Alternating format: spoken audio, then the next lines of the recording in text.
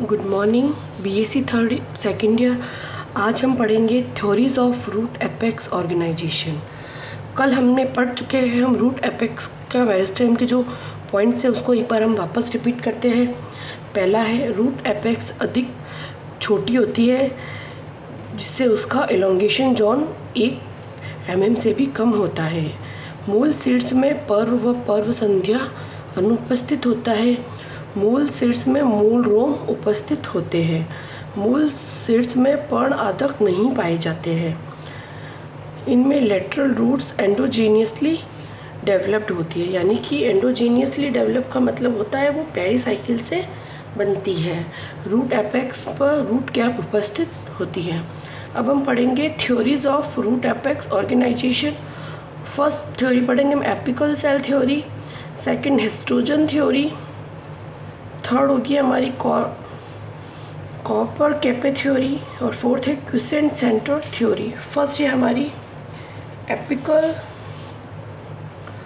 Cell theory, इसके बारे में पढ़ेंगे। सेल थ्योरी में हम क्या पढ़ेंगे, जो प्रोहोसिट्स का संगठन जैसा होता है उसी प्रकार जड़ों में भी यह संगठन विपत्ति की गतिविधि को समझाने के लिए सिद्धांतों को हमने प्रस्तुत किया है।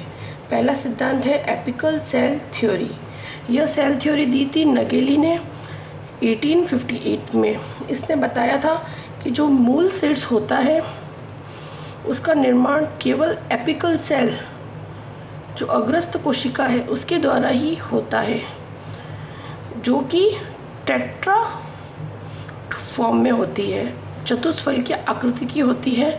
इनमें 3 विभाजनशील सतहें उपस्थित होती है जो कि पूरे रूट ग्रोथ के लिए रेस्पॉन्सिबल होती है। मूल गोप का जो निर्माण होता है वो आधारी सतही कोशिकाओं के विभाजन द्वारा, आधार की जो सतही कोशिकाएं होती है उनके विभाजन के द्वारा होता है, जो कि विभाजनशील होकर मूल गोप का निर्माण करते हैं। वर्तमान के अंदर जो वनस्पति शास्त्री है उनके अनुसार टेरिडोफाइट्स में इस प्रकार का मूल शीर्ष उपस्थित होता है, जबकि जो आवर्तबीजी पौधों में मूल शीर्ष, इस प्रकार का मूल शीर्ष अनुपस्थित होता है। यहाँ पर विपत्ति की कोशिकाओं का समूह मूल शीर्ष का निर्माण करता है। जो आवर्तबीजी कोशिकाएं होती है उनका समूह क्या करेगा, मूल शीर्ष का निर्माण करता है। अब है सेकंड थ्योरी हिस्टोजन सिद्धांत। ये दिया था हेस्टनी ने 1868 में। प्रोहोज का शीर्ष जो होता है शूट एपेक्स के तरह ही जो रूट एपेक्स होती है उनमें भी 3 प्रकार की हिस्टोजन सेल्स प्रेजेंट्स होती है। उत्तकजन उपस्थित होता है जो कि क्रमशः है डर्मेटोजन, पेरिब्लेम, प्लीरोम द्वारा निर्मित होता है। इनमें जो डर्मेटोजन है वही आगे जाके बाह्य त्वचा या एपिडर्मिस का फॉर्मेशन करेगा। पेरिब्लेम ही आगे जाके, पेरिब्लेम ही वलकुट होता है और प्लीरोम ही सहवन उत्तक होता है, सहवन उत्तकों का निर्माण करेगा। इसके अलावा जड़ों में एक और विपत्ति की क्षेत्र गोपकजन भी पाया जाता है। यह गोपकजन मूल गोप का विकास के लिए रिस्पॉन्सिबल होता है। एक साइंटिस्ट है हेबरलैंड ने 1914 में मूल शीर्ष में 3 प्रकार के मेरिस्मेटिक क्षेत्र के बारे में बताया था, जो कि क्रमशः है protoderm, ground tissue, ground meristem and procambium. ये मूली त्वचा भरणोत्तक का निर्माण करती है। यहाँ ये क्या करेगी, मूली त्वचा भरणोत्तक तंत्र का निर्माण करती है, जो सामान्यतः इस उत्तकजन सिद्धांत की वापस, जो उत्तकजन सिद्धांत है उसी को यह रिपीट कर रही है जो हेबरलैंड ने बताया वो। नेक्स्ट है मूल शीर्ष की उपस्थिति। विपत्ति की कोशिकाओं की प्रकृति व प्रकार के आधार पर इन्हें 4 प्रकार से बांटा है। पहली है हमारी रेननकुलस प्रकार का। इस प्रकार के अंदर में क्या होता है, जो मेरिस्मेटिक सेल्स होती है उनकी केवल एक ही लेयर उपस्थित होती है। ये क्या करेगी, जड़ के विभिन्न क्षेत्रों का निर्माण करती है। इसी के द्वारा ही मूल गोप भी बनता है। मूल गोप में परिवर्तन कुछ कोशिकाओं के मूली बाह्य त्वचा में विभेदन से होता है। इस प्रकार के मूल शीर्ष किसमें उपस्थित होता है, एक तो होता है रेननकुलेसी फैमिली में और दूसरा लेग्यूमिनेसी रेननकुलेसी फैमिली, रेननकुलेसी, और दूसरी है लेग्यूमिनेसी, लेग्यूमिनोसी फैमिली के अंदर होते हैं ये दोनों फैमिलीज के अंदर रेननकुलेसी प्रकार उपस्थित होता है। दूसरा है कैजुराइना। कैजुराइना प्रकार के अंदर क्या होता है, जो मेरिस्मेटिक सेल्स होती है उनकी 2 लेयर्स उपस्थित होती है। 2 लेयर्स होगी तो उन 2 लेयर्स में से जो बाहर वाली लेयर होती है वो ही वल्कुट, एपिडर्मिस और मूल गोप का निर्माण करती है, तथा अंदर की जो लेयर होती है वो वेस्कुलर बंडल का निर्माण करती है। इस प्रकार का यह कैजुराइना प्रकार उपस्थित होता है, मूल सेल्स होता है उपस्थित कैजुराइनेसी फैमिली और प्रोटिएसी फैमिली में। कैजुराइनी, कैजुराइनेसी फैमिली, और दूसरी है हमारी फैमिली का नाम है प्रोटिएसी फैमिली। इन दोनों फैमिलीज में इस प्रकार का मूल शीर्ष उपस्थित होता है। नेक्स्ट है सामान्य प्रकार का मूल शीर्ष। अधिकांशतः या डाइकोट्स प्लांट्स में सामान्य प्रकार का मूल शीर्ष उपस्थित होता है। इनमें विभज्योतकियों की 3 लेयर उपस्थित होती है। सबसे बाहर की जो लेयर होती है वो आगे जाके एपिडर्मिस बनाएगी, मध्य की जो लेयर होगी वो वल्कुट बनाएगी, और सबसे अंदर वाली लेयर सहवन उत्तक या केंद्रीय सिलेंडर का विकास करती है। चौथा है लास्ट मेस टाइप का मूल शीर्ष। इनमें 4 लेयर्स, मूल शीर्ष में 4 लेयर उपस्थित होती है, जो क्रमशः यह सामान्यतः मोनोकोट्स में उपस्थित होता है। मेस टाइप का सबसे बाहर की जो लेयर होती है वो गोपकजन या कैलिप्ट्रोजन बनाती है, कैलिप्ट्रोजन कहलाती है, जिससे मूल गोप का निर्माण होता है। यही आगे जाके क्या बनाएगा, हमारा प्रोटेक्टिव लेयर मूल गोप का निर्माण करेगा। और भीतर की जो परतें होती है वह क्रमशः मूलीय त्वचा, वल्कुट और वेस्कुलर बंडल या केंद्रीय सिलेंडर का निर्माण करती है। अब तीसरा सिद्धांत पढ़ेंगे हम, कॉर्पर कैपे थ्योरी। ये थ्योरी दी थी स्विफ्ट ने 1917 में। मूल शीर्ष में 2 प्रकार के विभज्योतिकी क्षेत्र उपस्थित होते हैं। इनके अनुसार जो मूल शीर्ष होती है उनमें 2 प्रकार के मूल विभज्योतिकी क्षेत्र उपस्थित होते हैं, जिनकी कोशिकाओं में विभाजन का जो तल होता है वो अलग अलग होता है। शुरू में दोनों ही क्षेत्रों में कोशिकाओं में प्रथम विभाजन कैसा होगा, अनुप्रस्थ, और जिससे 2 संतति कोशिकाओं का निर्माण होगा। फिर उन दोनों संतति कोशिकाओं में से एक में लंबवत रूप से विभाजन होगा। में से एक में कैसा होगा, लंबवत विभाजन, जिससे कैसा होगा, एक सेल है उनमें अनुप्रस्थ विभाजन हुआ, फिर उसमें एक दूसरा लंबवत विभाजन हो गया। लंबवत विभाजन से क्या हुआ, दूसरी सेल में, एक सेल में हुआ, तो ये क्या बन गया, उल्टा टी जैसी आकृति। विभाजन के क्रम में आगे बढ़ने के साथ साथ विभज्योतिकी क्षेत्र की आकृति उल्टे टी के समान दिखाई देती है। इसमें टी का जो ऊपरी सिरा होता है वो मूल शीर्ष के विपरीत दिशा में रहता है, जिसे हम कार्पर कहते हैं, और दूसरा केंद्रीय क्षेत्र होता है जिसे हम कैप कहते हैं। कार्पर एवं कैप दोनों ही क्रमशः ट्यूनिका एवं कार्पस के समान ही संरचनाएं होती है। इसी आधार पर इस सिद्धांत को हम ट्यूनिका कार्पस सिद्धांत का बदला हुआ प्रारूप भी मानते हैं। ठीक है, नेक्स्ट है हमारी चौथा है सिद्धांत क्यूसेंट सेंटर कॉन्सेप्ट। ये कॉन्सेप्ट दिया था थॉमसन एंड क्लॉवस ने 1968 में ये दिया था।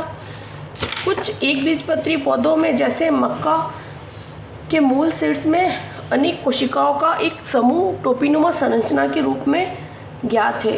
इस सिद्धांत के अनुसार कोशिकाएं निष्क्रिय या शांत रहती है तथा सामान्य रूप से यह सक्रिय एवं विभाजनशील नहीं होती। यह विभज्योतक कोशिकाओं के भंडार गृह के रूप में कार्य करती है। जब वृद्धि करते समय मूल शीर्ष का विभज्योतिकी क्षेत्र क्षतिग्रस्त हो जाता है तो उस अवस्था में यह नई विभज्योतक कोशिकाओं को प्रदान करने का कार्य करती है।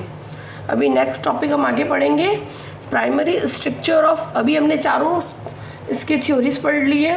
अब नेक्स्ट है primary structure of roots. Roots की प्राइमरी स्ट्रक्चर कैसी होती है। सबसे पहले तो हम बताते हैं कि भाई रूट होती है, तो रूट हमने कैसे बताई थी कि रूट कैसे बनती है। एक सीड है, सीड के अंदर जब सीड जर्मिनेट होता है तो उसमें दो स्ट्रक्चर्स निकलती, एक तो निकलता है पिम्यूल और एक रेडिकल, प्रांकुर एंड मूलांकुर। और हमने ये भी बताया था कि सबसे पहले किसमें कौन ग्रोथ करता है, सबसे पहले जर्मिनेशन के बाद सबसे पहले मूलांकुर ग्रोथ कर रूट बनाता है। ठीक है, तो इसके अकॉर्डिंग हम बता रहे हैं कि हम बोलते हैं कि और मूल क्या है, जो जड़ें होती है वो प्लांट का भूमिगत भाग होती है। इसके अंदर पर्व और पर्व संध्या अनुपस्थित होती है। इसके अलावा इसके अंतिम भाग पर एक मूल गोप भी उपस्थित होता है, लेकिन इसके पास पर्व व पर्व संध्या और पार्श्व उपांगों की अनुपस्थिति के कारण इसकी जो संरचना होती है वो तने की संरचना की तुलना में बहुत सरल होती है। अब इसकी आंतरिक संरचना को बताएं तो इसकी आंतरिक संरचना में हम 3 स्ट्रक्चर्स बता सकते हैं। आंतरिक संरचना के बारे में पढ़े तो पहली है एपिब्लेमा, दूसरी है कॉर्टेक्स और तीसरी होती है इसके अंदर वेस्क्यूलर सिस्टम। अब एक एक को हम डिटेल्स में पढ़ेंगे। फर्स्ट है हमारा एपिब्लेमा, या एपिब्लेमा को ही हम बोलते हैं एपिडर्मिस, बाह्य त्वचा या मूलीय त्वचा। जो यंग रूट्स होती है उनके अंदर क्या होता है, जो एपिडर्मिस में मुख्यतः एक अवशोषी उत्तक के रूप में ही कार्य करता है। जो यंग रूट्स होती है उनके अंदर जब रूट हेयर्स नहीं होते उस समय क्या होता है, इनकी जो एपिब्लेमा होती है वो एक अवशोषी उत्तक के रूप में कार्य करती है। बाद में इनके ऊपर एक असंख्य रोम भी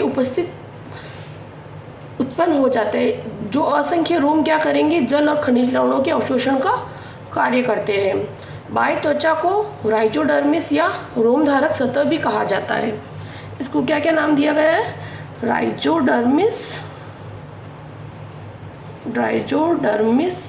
और रोमधारक सतह या फिलीफेरस लेयर भी कह सकते हैं, धारक सतह, ये नाम भी दिए गए हैं। जड़ में मूल रोमों का निर्माण किसके द्वारा होता है, इनमें जो मूल रोम बनते हैं, ये जो हम बता रहे हैं ये क्या है, एक मूल रोम का निर्माण जो एपिब्लेमा सेल है उनके विस्तार से ही मूल रोम बनते हैं। यानी कि एपिब्लेमा सेल ही दीर्घीकृत होकर क्या बनाएगी, मूल रोम।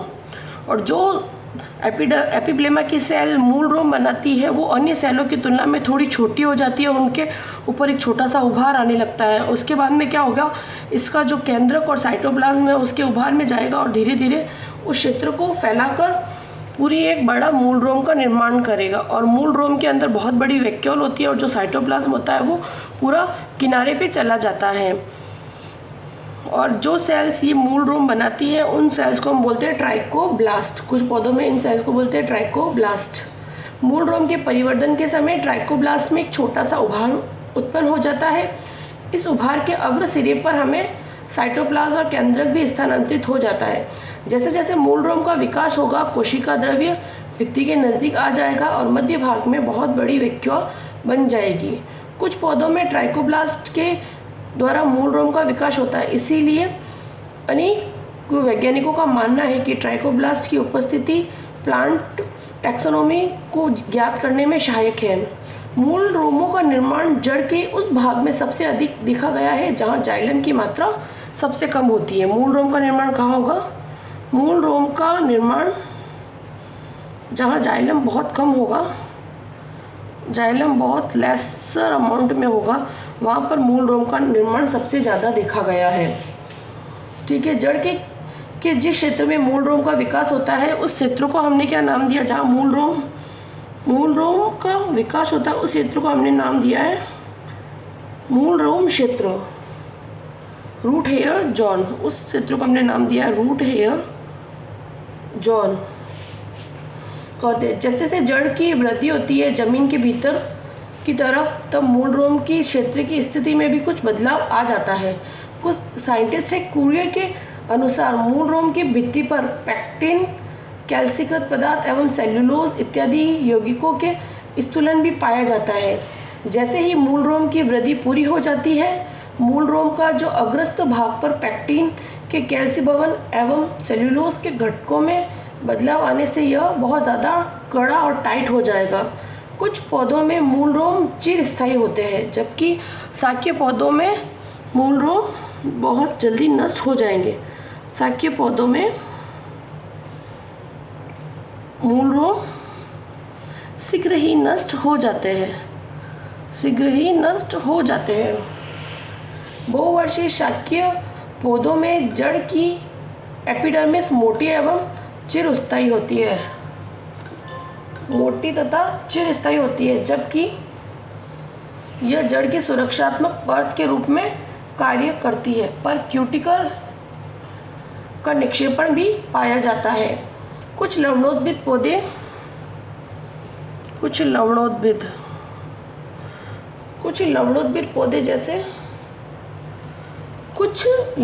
पौधों में जैसे एग्जाम्पल है इसका राइजोफोरा। लवणोद्भिद पौधों में हम एग्जाम्पल लेंगे राइजोफोरा का। राइजोफोरा एक प्लांट है जो कि एक लवणोद्भिद या हेलोफाइट प्लांट होता है, जो कि लवणीय मृदा के अंदर ग्रोथ करता है। इनके अंदर क्या होता है, इनके जो प्लांट्स होते हैं उनमें क्यूटिकल का निक्षेपण पाया जाता है। इनमें जो जड़ें होती है, राइजोफोरा की जड़ें कैसी, इनकी जो रूट्स होती है, रूट्स पॉजिटिवली फोटोट्रॉपिक ग्रोथ करती है। पॉजिटिवली फोटोट्रॉपिक यानी कि प्रकाश की तरफ वृद्धि करती है। भूमि की सतह से ऊपर की तरफ ये ग्रोथ करती है। प्रकाशानुवृत्ति, ये गुरुत्वाकर्षण के विपरीत दिशा में कुछ जड़ें ग्रोथ करती है। उसका कारण क्या होता है, ये भूमि की सतह से बाहर की तरफ आ जाती है। इन जड़ों को हम बोलते हैं, राइजोफोरा की जो रूट्स होती है, इन रूट्स को हम बोलते हैं इन जड़ों को हम बोलते हैं श्वसन मूल या इसको हम बोलते हैं निमेटोफोर्स। ठीक है, इन जड़ों के ऊपर ये जो जड़ें होती है, जैसे कोई प्लांट है, इनमें कुछ जड़ें हैं, कोई प्लांट हमने लिया, उनमें कुछ जड़ें बाहर की तरफ ये जड़ें जैसे आ रही है, इन पर कुछ छिद्र भी होते हैं। ये प्लांट है, इनको हमने नाम दिया है श्वसन मूल, और इनके ऊपर कुछ छिद्र प्रेजेंट होते हैं इनकी सतह पर। ये छिद्र क्या करते हैं, श्वसन में सहायता करते हैं, इसीलिए हमें इसे श्वसन मूल कहा जाता है। बाह्य त्वचा पर पाए जाने वाले छिद्रों को हम, ये छिद्र होते हैं, इनको बोलते हैं वातरंध्र या लेंटिकल्स। ठीक है, बाह्य त्वचा का प्रमुख कार्य जड़ की सुरक्षात्मक परत के रूप में करना होता है। साथ ही यह जल व खनिज लवणों का भूमि से अवशोषण भी करते हैं। अधिकांशतः जड़ों में बाह्य त्वचा परत की कोशिका एक पंक्ति में पाई जाती है। अधिकांशतः क्या होता है, जो एपिडर्मिस होती है, वो एपिब्लेमा जो होती है, एपिब्लेमा एक लेयर में होती है, ओनली वन लेयर होती है। इनके बीच में इंट्रासेल्युलर स्पेस पाया जाता है, स्टोमेटा नहीं होते हैं। कुछ एपीफाइट्स, इसके अंदर भी कुछ एपीफाइट्स के बारे में हम बताते हैं। एपीफाइट का मैंने आपको कल बताया था। एपीफाइट क्या होता है, एपीफाइट ही होता है स्पेस पैरासाइट। स्पेस पैरासाइट यानी कि किसी भी प्लांट्स पर यह पैरासाइट की तरह रहते हैं, मगर केवल स्पेस पैरासाइट की तरह, वहाँ पर केवल स्थान परजीवी की तरह रहेंगे, वहाँ केवल स्थान को लेंगे। इसका एग्जाम्पल है एपीफाइट्स का, मैंने कल भी बताया था आप लोगों को, ऑर्किड प्लांट के अंदर हमने बताया था। इन प्लांट्स के अंदर क्या होता है, जो एपिडर्मिस होती है वो बहुत ज़्यादा मल्टी लेयर्ड होती है, मल्टी लेयर एपिडर्मिस या एपिब्लेमा होती है, तथा इनके अंदर क्या होता है, जो कोशिकाएं, कुछ विशेष प्रकार की कोशिकाएं उपस्थित होती है, जिसे हमने दिया था नाम वेलामेन नाम दिया था। ये जो वेलामेन की कोशिकाएं होती है, ये कैसी होती है, हाइड्रोस्कोपिक, आर्द्रता को ग्रहण करती है, हाइग्रोस्कोपिक। ये क्या करेगी, आर्द्रता को ग्रहण करेगी, और ये क्या करेगी, जब वल्कुट में से, जब कॉर्टेक्स में से वाटर बाहर की तरफ जाएगा, जैसे ये बाहर की तरफ हम बता रहे हैं, कुछ भी मान लो ये बहुत सारी एपिब्लेमा की लेयर है, अब ये हमारा कॉर्टेक्स है, यहाँ से कॉर्टेक्स से जब वाटर बाहर की तरफ जाता है, उस समय ये क्या करती है, मान लो ये वेलामेन की एक सेल है, वो क्या करेगी, जब वाटर बाहर की तरफ जाता है तो उस वाटर को क्या करेगी, वाष्पीकरण से रोक लेगी और एक सुरक्षात्मक सतह का कार्य करेगी। वेलामेन की कोशिकाओं पर द्वितीयक स्थूलन भी पाया जाता है। इसके बीच में अंतःकोशिकीय अवकाश नहीं होता है और ये मृत प्रकार की कोशिकाएं होती है। और वेलामेन की जो हाइग्रोस्कोपिक जो प्रवृत्ति होती है, इसके द्वारा क्या करेगी, जो वाष्पीकरण में जो जल बाहर जा रहा है उस जल को रोक देगी और उसे जल को वापस यूज़ करने में काम में लेगी। ठीक है, ये हुआ इसके वल्कुट के बारे में। नेक्स्ट है एपिब्लेमा के बारे में पढ़ लिया। नेक्स्ट पढ़ेंगे हम कॉर्टेक्स। कॉर्टेक्स कैसा होता है इसका? कॉर्टेक्स जड़ों में वलकुट पतली भित्ति वाली सजीव मृदुत्क कोशिकाओं द्वारा बनता है। कैसी कोशिकाएं होती हैं इनके अंदर? पतली भित्ति वाली, थिन वॉल वाली, लिविंग सेल्स, लिविंग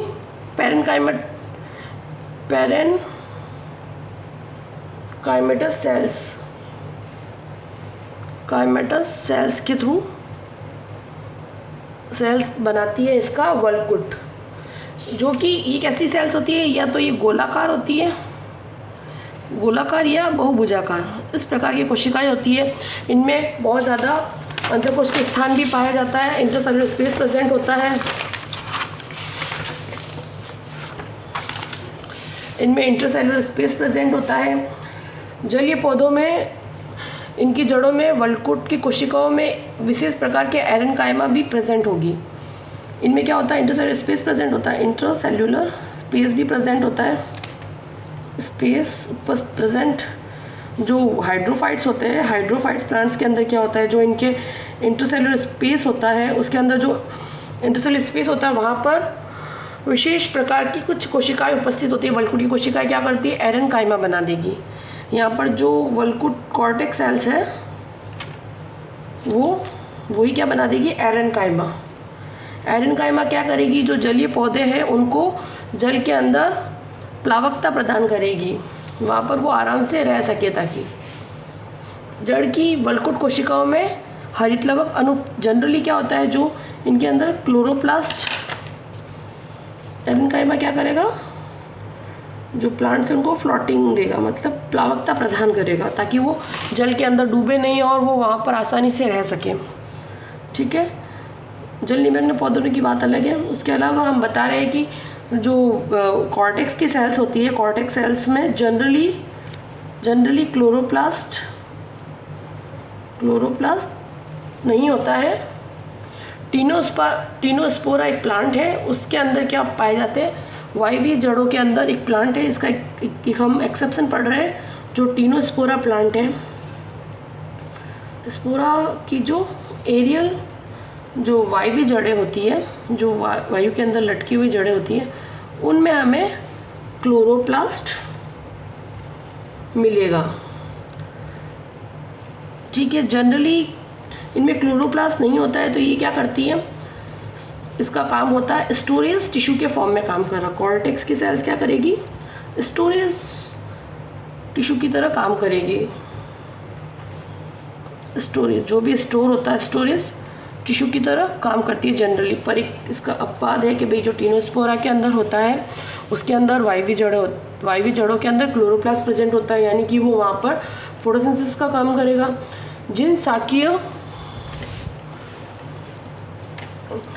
जिन शाकीय द्विबीजपत्री पौधों में सेकेंडरी ग्रोथ नहीं होती है, वहाँ जड़ को दृढ़ता प्रदान करने के लिए यांत्रिक उत्तक भी विकसित हो जाएंगे।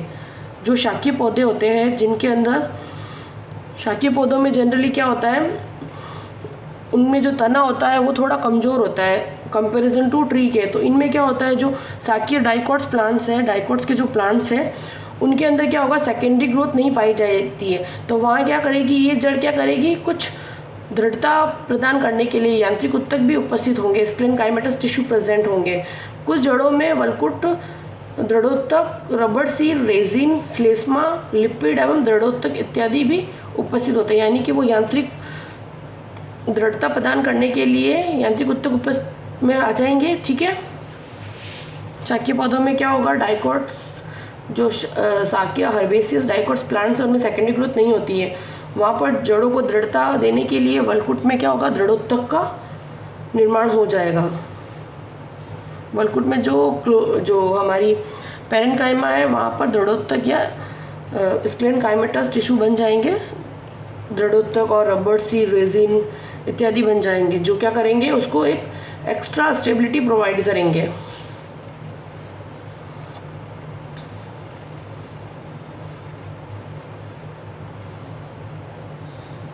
रबड़ सीर। फिर है अब है फंक्शन ऑफ वलकुट भाई फंक्शन ऑफ कॉर्टेक्स क्या है, वल्कुट के कार्य क्या है। पहला कार्य है इसका, जो जड़ें होती है, जड़ों की जो मूल परत से मूल रोम द्वारा अवशोषित खनिज पदार्थों व जल का सहवन उत्तक में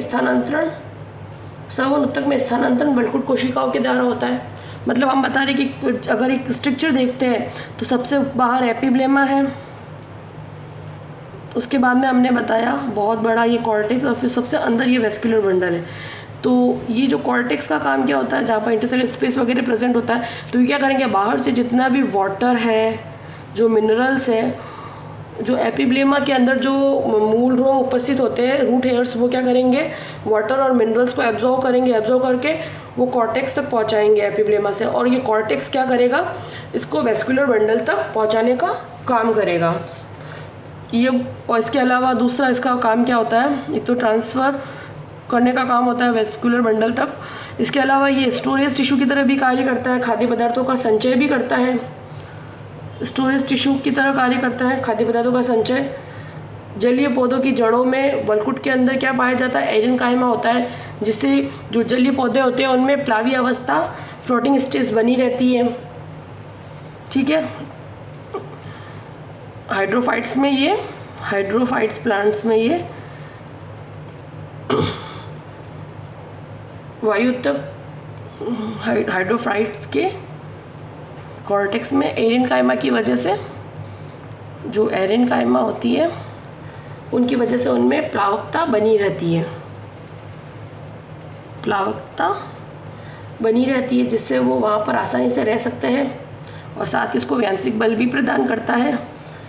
फिर कुछ पौधों जैसे टीनोस्पोरा के अंदर, टीनोस्पोरा में हमने अभी पढ़ा था, टीनोस्पोरा में क्या करते हैं, कुछ वायवीय जड़ें होती हैं। टीनोस्पोरा की वायवीय जड़ों की कॉर्टेक्स में क्लोरोप्लास्ट प्रेजेंट होता है, क्लोरोप्लास्ट प्रेजेंट, जो कि फोटोसिंथेसिस में हेल्प करता है, जो क्या करेगा, फोटोसिंथेसिस में हेल्प करेगा। देन जो नेक्स्ट है 5th पॉइंट, डाइकॉट की जड़ों में सेकेंडरी ग्रोथ के समय कॉर्टेक्स सेल्स कॉर कैम्बियम का निर्माण भी करती है। जो डाइकॉट प्लांट्स होते हैं उनमें, डाइकॉट प्लांट्स में सेकेंडरी ग्रोथ के टाइम जो कॉर्टेक्स सेल्स होती है, कॉर्टेक्स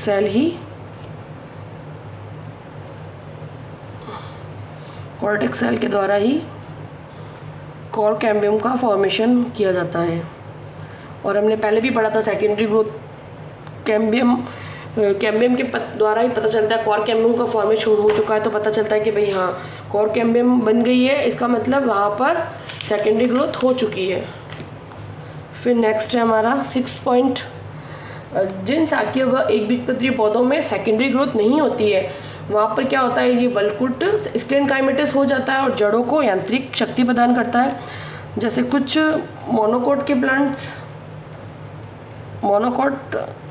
एंड कुछ जो डाइकॉट के जो हर्बेसियस प्लांट्स होते हैं, हर्बेसियस प्लांट्स में क्या करता है, ये जो डाइकॉट्स के हर्बेसियस प्लांट्स होता है उनमें कॉर्टेक्स स्क्लेरेनकाइमेटिस हो जाएगा, यानी कि दृढ़ोत्तक का निर्माण कर लेगा, स्क्लेरेनकाइमा का फॉर्मेशन कर लेगा।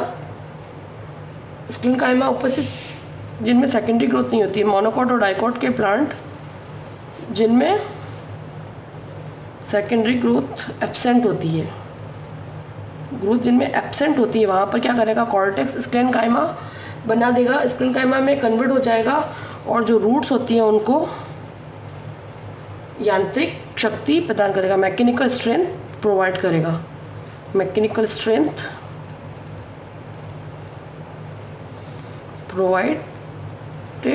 ठीक है, मैकेनिकल स्ट्रेंथ को प्रोवाइड करेगा।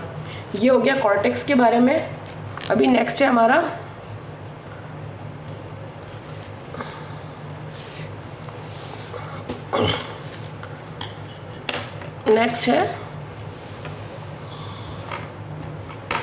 Topic endodermis. फर्स्ट हमने पढ़ा था एपिब्लेमा, जिसको हम एपिडर्मिस भी बोल सकते हैं, एपिब्लेमा। एपिब्लेमा पे हमने रूट हेयर के बारे में पढ़ा। रूट हेयर एपिब्लेमा की सेल्स बनाती है, जो सेल्स बनाती है उन सेल्स को हमने ट्राइकोब्लास्ट नाम दिया। नेक्स्ट हमने कॉर्टेक्स के बारे में पढ़ा। अभी थर्ड हम पढ़ रहे हैं एपिडर्मिस अब हम पढ़ रहे हैं एंडोडर्मिस या अंतस्त्वचा। ठीक है, वल्कुट की जो सबसे आंतरिक कोशिकाओं की जो पंक्ति होती है, अगर हम इसका डायग्रामेटिकली बताएं थोड़ा सा इसको, सबसे बाहर हमने बताया ये एपिब्लेमा है। ठीक है, यहीं से कुछ रूट से हेयर्स निकल रहे हैं। देन एपिब्लेमा के बाद में बहुत बड़ा हमारा कॉर्टेक्स का रीजन है। देन यहाँ पर ये एपिडर्मिस है। एपिडर्मिस के बाद में हमें मिलेगी पेरिसाइकिल। देन पेरिसाइकिल के बाद में हमारा वेस्क्यूलर बंडल। ठीक है, ये रूट हेयर है।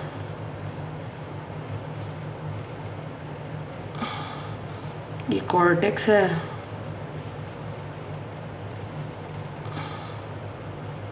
ये पूरी सेल्स है हमारी endodermis and then this is the pericycle. अब हम पढ़ते हैं एंडोडर्मिस के बारे में। ये देखा जाए तो वल्कुट की कॉर्टेक्स की सबसे अंदर वाली लेयर होती है। जड़ों में यह एंडोडर्मिस पाई जाती है, पोस्ट एंडोडर्मिस पाई जाती है, जो कि क्या करेगी, कॉर्टेक्स और जो रंब होता है स्टील के बीच में, जो अंदर का जो स्टील वेस्कुलर बंडल्स होता है उसके बीच में एक पूरा एक लिमिटिंग मतलब एक सीमा की तरह कार्य करेगी। इस परत की कोशिकाएं कैसी होती है, इस परत की कोशिकाएं होती है ये कैसी, हमने बताया ये होती है सबसे वल्कुट की आंतरिक परत। वल्कुट की आंतरिक परत के रूप में होती है, सबसे आंतरिक परत होती है। और ये क्या करती है, कॉर्टेक्स और स्टील को अलग करती है। मतलब देखा जाए तो ये कॉर्टेक्स और अंदर वाला जो वेस्कुलर बंडल वाला वो जो पूरा स्टील है, कॉर्टेक्स एंड स्टील को के बीच में एक लेयर की तरह होती है, मतलब एक सीमा बनाती है, सीमा का निर्धारण करती है। इसकी कोशिकाएं कैसी होती है, डोलाकार होती है इसकी कोशिकाएं और पतली भित्ति वाली होती है, थिन वॉल वाली युक्त होती है। और ये कैसी सेल्स होती है, लिविंग सेल्स होती है। हमने एंडोडर्मिस की कॉर्टेक्स की सेल्स पढ़ी थी, वो भी कैसी थी, वो गोलाकार थी या फिर वो सृष्टकोण की तरह थी, मतलब उस टाइप से था, उसमें हमने पढ़ा था वो गोलाकार या इस प्रकार से हमें मिल रही थी। और वो भी लिविंग थी, ये भी लिविंग है। ठीक है, इन कोशिकाओं में और ये वह अनुप्रस्थ भित्तियों का स्थूलन भी उपस्थित होता है। इनमें जो स्थूलन होता है वो सुबेरिन का निक्षेपण पाया जाता है। कई बार इनमें स्थूलन होता है, रेडियल स्थूलन प्रेजेंट होता है, रेडियल और स्थूलन होता है इनमें सुबेरिन का इनमें स्थूलन पाया जाता है। सबसे पहले भित्तियों की इस स्थूलन को हम एंडोडर्मिस के कैस्पेरी के द्वारा देखा था। अतः इन पट्टिकाओं को हमने क्या नाम दिया, इस स्थूलन वाली इन पट्टिकाओं को नाम दे दिया था कैस्पेरियन पट्टिकाएं। इन पट्टिकाओं को क्या नाम दे दिया था, कैस्पेरियन पट्टिकाएं। रीज़न था क्योंकि साइंटिस्ट था कैस्पेरी, इसने सबसे पहले एंडोडर्मिस के अंदर जो स्थूलन होता है उसके बारे में बताया था, इसलिए इन पट्टियों को हमने नाम दे दिया Casparian strips. Casparian strips. Casparian strip प्राथमिक भित्ति का वह हिस्सा माना जाती है।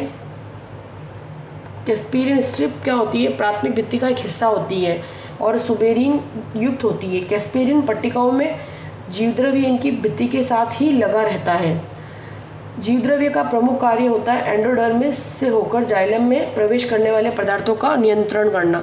कैस्पेरियन पट्टिकाएं हमने बताया, जैसे हमने बताया वेस्कुलर बंडल है, उसके बाद ये पेरिसाइकिल है, उसके अंदर हमने बताया हमारी एंडोडर्मिस है। एंडोडर्मिस में हम बता रहे हैं कि ये जो सेल्स है इसके ऊपर कैस्पेरियन पट्टिकाएं उपस्थित है।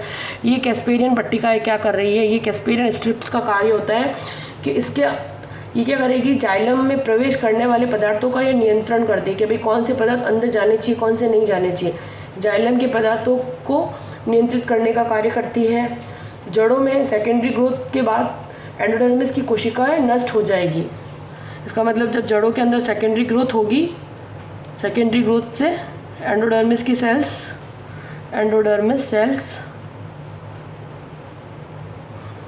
वहाँ से नष्ट हो जाएगी। सेकेंडरी ग्रोथ के दौरान वैसे तो प्रारंभिक अवस्थाओं में एंडोडर्मिस अपने अंदर एंटीक्लिनर डिवीज़न करती है और बहुत ज़्यादा संख्या में बढ़ जाएगी, परंतु कुछ समय के बाद उनमें संतति कोशिकाओं के निर्माण की दर सेकेंडरी ग्रोथ की तुलना में बहुत कम हो जाएगी, इसलिए धीरे धीरे ये कोशिका नष्ट हो जाएगी। अब है इसका कार्य। इसका मतलब सेकेंडरी ग्रोथ के समय एंडोडर्मिस की सेल्स डिस्ट्रॉय हो जाती है। अब इसके कार्य, इसके क्या क्या कार्य है? Function of endodermis. एंडोडर्मिस के क्या क्या काम है? फर्स्ट फंक्शन है इसका, एंडोडर्मिस की कोशिकाएं मुख्यतः क्या करेगी? जल एवं खनिज पदार्थों के अंदर और बाहर के आगमन को नियंत्रित करती है। ये क्या करेगी? जल और खनिज पदार्थों के बाहर और अंदर के जो ट्रांसफ़र जो होता है उसको कंट्रोल करती है। कैसे कंट्रोल करती है? क्योंकि इनके ऊपर जो ये प्रेजेंट होती है कैस्पेरियन स्ट्रिप्स, ये क्या करेगी? जो काम की चीज़ें उन्हें कोई अंदर जाने देगी, जो नहीं होगी उन्हें अंदर नहीं जाने देगी। ठीक है। कुछ एंडोडर्मिस के अंदर कैस्पेरियन पट्टिकाएँ नहीं प्रेजेंट होती है और उनमें कुछ पतली झिल्ली वाली होती है। इनके द्वारा वनकुट के भीतर जाइलम की और जल व खनिज पदार्थों का ट्रांसफ़र आराम से हो सकता है। और जिन सेल्स के द्वारा ये पतली भित्ति वाली सेल्स होती हैं उन सेल्स को हम बोलते हैं मार्ग पेसेज सेल्स या मार्ग कोशिकाएं। ठीक है। इस दूसरा है, कुछ एंडोडर्मिस में मंड कणों का भी संचय होता है और इस मंड कणों का संचय होता है, खाद्य पदार्थों के रूप में यह उसको संचित करती है। ठीक है। ये होगा इसके फंक्शंस। अभी नेक्स्ट हम पढ़ेंगे, नेक्स्ट है इसके बाद में पेरीसाइकिल। ये वाली हमारी पेरीसाइकिल है, दिस इज पेरीसाइकिल। ये वेस्कुलर बंडल, देन पेरीसाइकिल। ठीक है। पेरीसाइकिल के बारे में पढ़ते हैं। जड़ों में एंडोडर्मिस के ठीक नीचे होती है, ये हमारी एंडोडर्मिस है जिसको हमने एंडोडर्मिस नाम दिया था। एंडोडर्मिस ये पूरा यहाँ का ये पूरा एरिया, इसको हमने एंडोडर्मिस नाम दिया। ये पूरा कॉर्टेक्स है और सबसे बाहर है ये हमारी एपिब्लेमा। ठीक है। एंडोडर्मिस के ठीक नीचे होती है पेरीसाइकिल, या एक या अधिक सेल्स की बनी होती है, एक या अधिक कोशिकाओं की परत होती है, अधिक सेल्स की बनी होती है, सेल्स की लेयर्स होती है, सेल्स लेयर्स। कुछ एक बीजपत्री कुलों में पौधों में जैसे पामी और पोएसी में, तथा कुछ द्विबीजपत्री पौधे जैसे बरगद की वायवीय जड़ों में एवं मोरस एवं सैलिक्स की सामान्य जड़ों में यह पेरीसाइकिल मल्टी लेयर्ड होती है। जनरली तो ये एक या अधिक लेयर्स की बनी होती है। मल्टी लेयर्स की किस किस के अंदर है? मल्टी लेयर्ड है कुछ मोनोकॉट्स है जैसे पॉमी व पोएसी या ग्रेमिनी, और डाइकॉट्स है कुछ जिसके अंदर मल्टी लेयर्ड होगी, वो है जो बरगद की वायवीय जड़ें,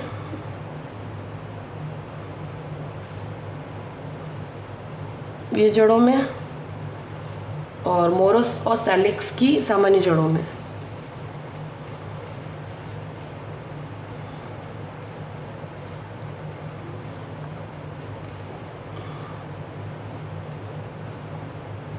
सैलिक्स की जो सामान्य जड़ें होते हैं उनमें जो मल्टी लेयर्ड पेरीसाइकिल होती है, परिरम मल्टी लेयर्ड होता है।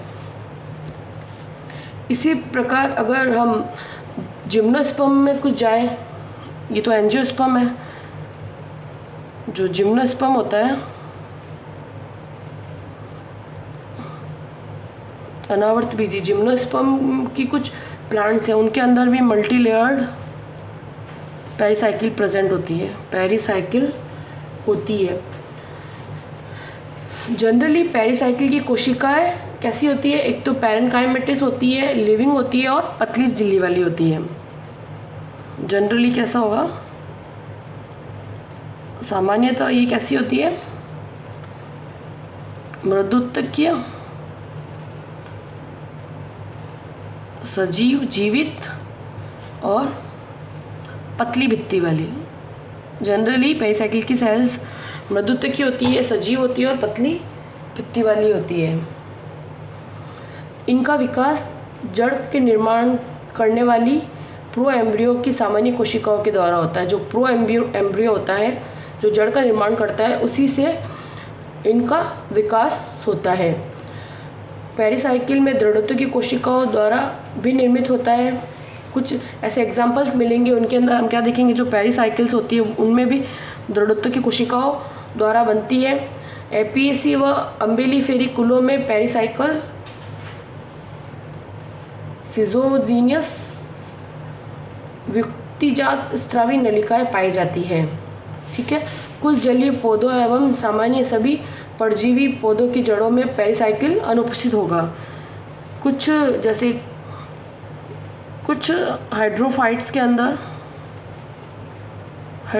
अंदर पेरिसाइकिल नहीं होगी, और कुछ जो जितने भी पैरासाइटिक प्लांट होते हैं, पैरासाइटिक प्लांट के अंदर पेरिसाइकिल एब्सेंट होगी। Pericycle absent.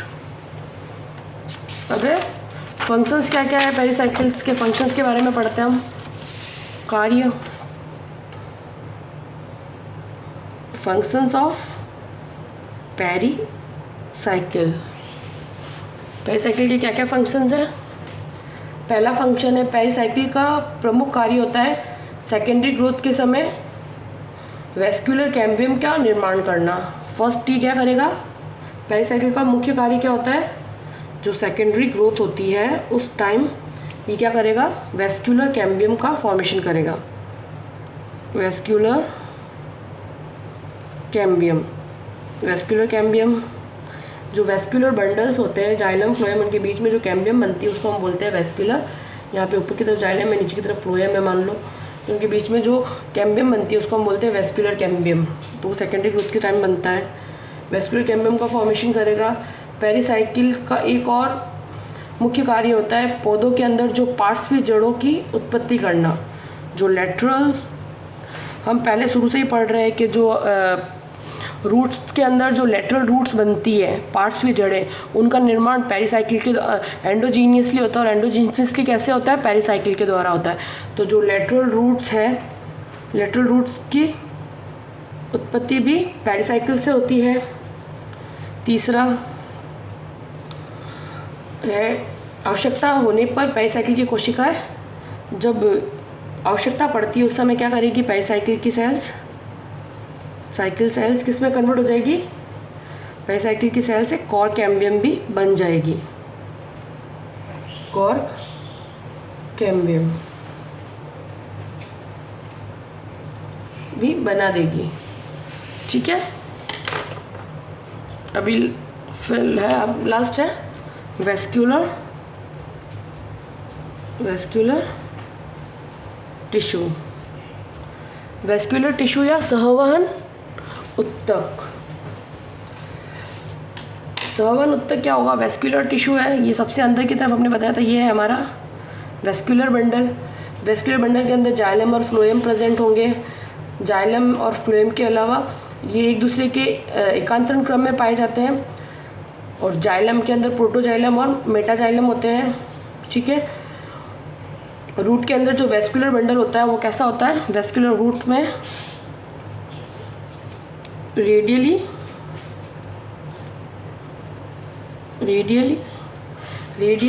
वेस्कुलर बंडल होता है।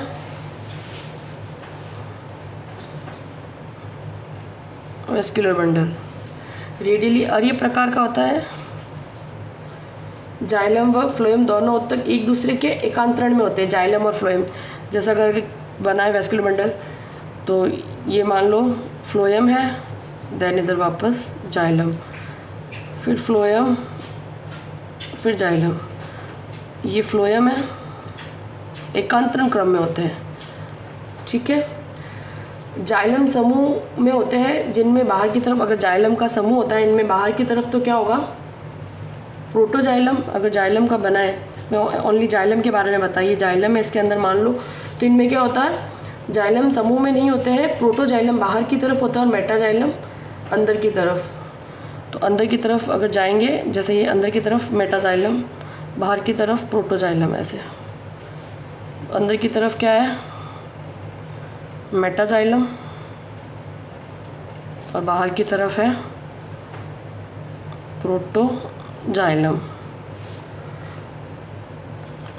इस स्थिति को हम क्या बोलते हैं, एक्सार्क कंडीशंस होती है। इसका मतलब वेस्कुलर रूट्स के अंदर वेस्कुलर बंडल कैसे होते हैं, रेडियली होते हैं, और एक्सार्स होते हैं, बाह्य अधिधारक होते हैं, क्योंकि इनमें क्या होता है, जो जाइलम होता है, मेटाजाइलम अंदर की तरफ होता है और प्रोटोजाइलम बाहर की तरफ होता है। टाइडोफाइट्स के कुछ समूह में वेस्कुलर बंडल जाइलम में वाहिकाएं और फ्लोएम में सहकोशिकाएं अनुपस्थित होती है। इसके अलावा जब सेकेंडरी ग्रोथ, इनमें सेकेंडरी ग्रोथ भी होती है वेस्कुलर बंडल्स के अंदर, यहाँ हमें सेकेंडरी ग्रोथ भी मिलेगी, सेकेंडरी ग्रोथ प्रेजेंट होती है वेस्कुलर बंडल में, सेकेंडरी ग्रोथ होती है। इनमें क्या होगा, जाइलम में वाहिकाएं व फ्लोएम में सहकोशिकाएं अनुपस्थित होती है। जाइलम व फ्लोएम में समूह के आधार पर इन पौधों में निम्न प्रकार से पाई जाती है। कैसे, जैसे किसी में जाइलम गुच्छों की संख्या में 2 हो, अगर 2 है तो उसको हम क्या बोलेंगे, फर्स्ट है Dyer condition.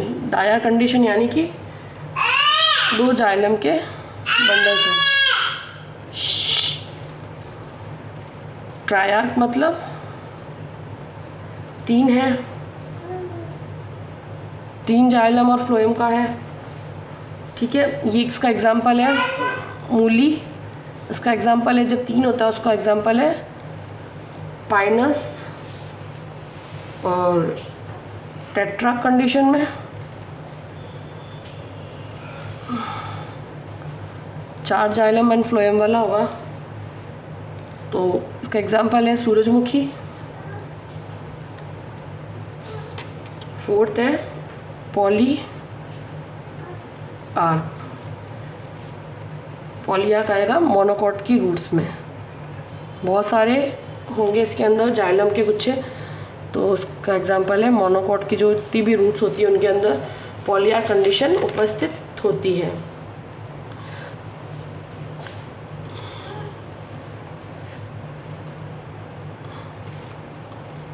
Thank you so much.